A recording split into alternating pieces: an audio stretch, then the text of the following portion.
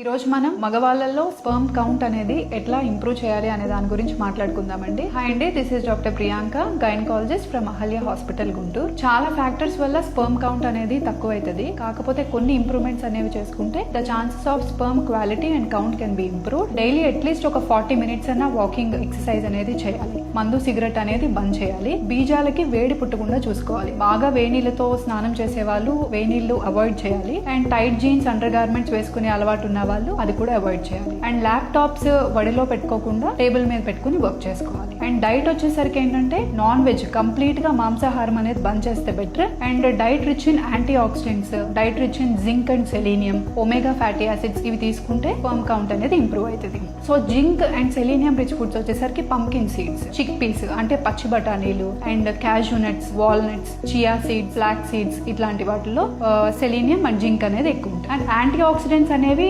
Maximum అన్ని fruits లోనూ బాగుంటాయి. కాకపోతే మెయిన్ రిచ్ యాంటీ ఆక్సిడెంట్స్ వచ్చేసరికి దానిమ్మలో ఉంటది. Berries, any berries like blue berries and strawberries ఇట్లాంటి వాటిల్లో కూడా యాంటీ ఆక్సిడెంట్స్ అనేవి ఉంటాయి అనమాట. అండ్ ఎగ్ లో వచ్చేసరికి ఏంటంటే good source of protein and also zinc.